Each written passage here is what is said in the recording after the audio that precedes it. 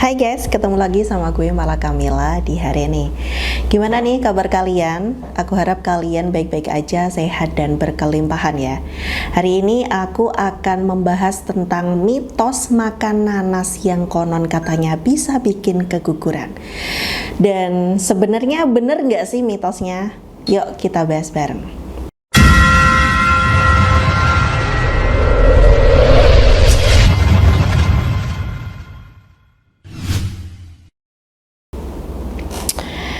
Kalian pasti udah dengar ya, ada mitos, entah itu mitosnya dari keluarga, saudara, teman kalian, atau bahkan di sinetron atau di TV lah.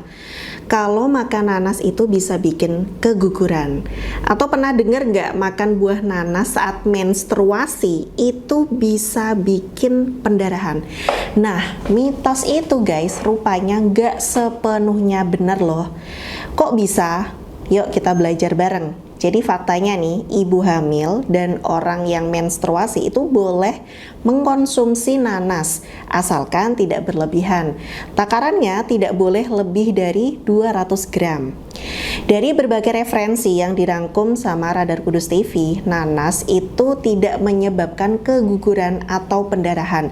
Hanya saja buah nanas itu memang membuat rasa tidak nyaman pada lambung karena sifat asamnya.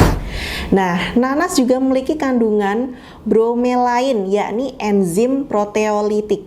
Enzim ini itu membuat lidah terasa pedas atau sedikit gatal gitu, serta dapat memecah protein dalam tubuh. Nah, enzim ini dapat berbahaya pada janin, terlebih pada trimester awal. Jadi karena janin itu masih terdiri dari sel protein sederhana.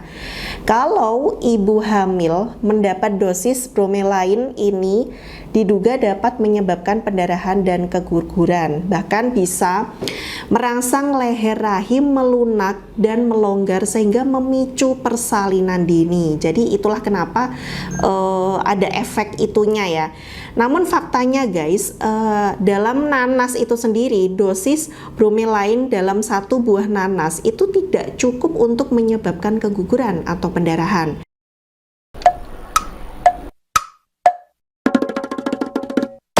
Kalau terbukti ada ilmiahnya sampai sekarang ini yang dinyatakan berbahaya bagi wanita hamil itu sebenarnya belum ada. Cuma dia itu memang mengandung enzim bromelain. Nah, sifatnya itu proteolitik, jadi dia memecah protein dalam tubuh. Ya, sehingga itulah yang bisa memancing kontraksi sehingga dia menyebabkan perdarahan dan keguguran. Tapi harus diketahui itu kalau makannya jumlah banyak ya. Kalau dia hanya makan sedikit dan itu sebenarnya tidak menimbulkan apapun gitu. Kalau dikonsumsi berlebih-lebihan mungkin ya. Bahkan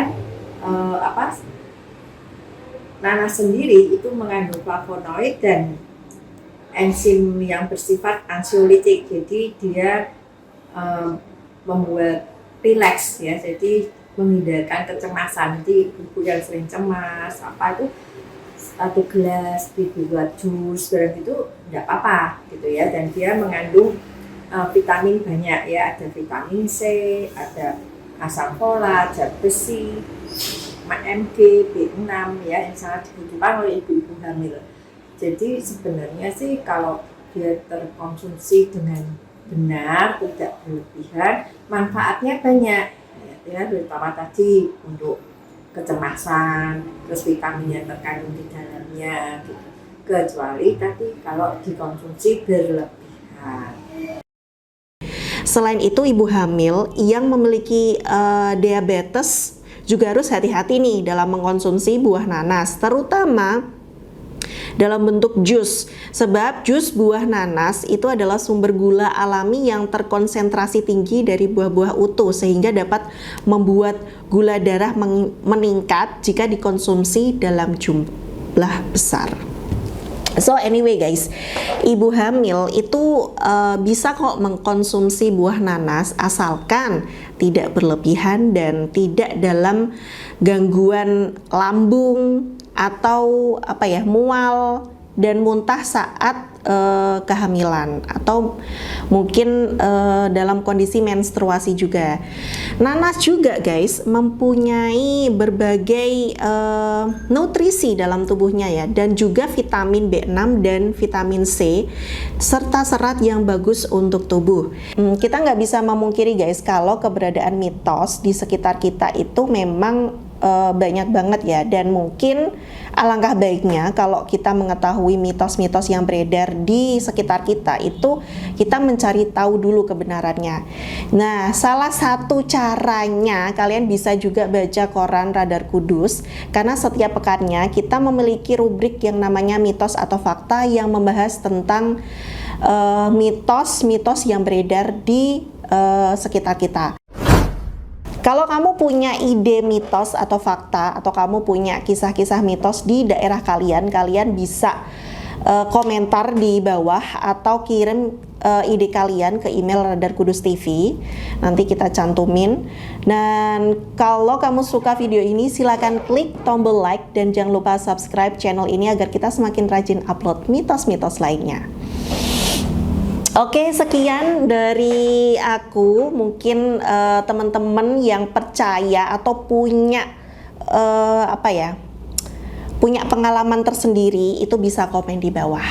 Oke, see you next time. Sampai ketemu di hari ini berikutnya.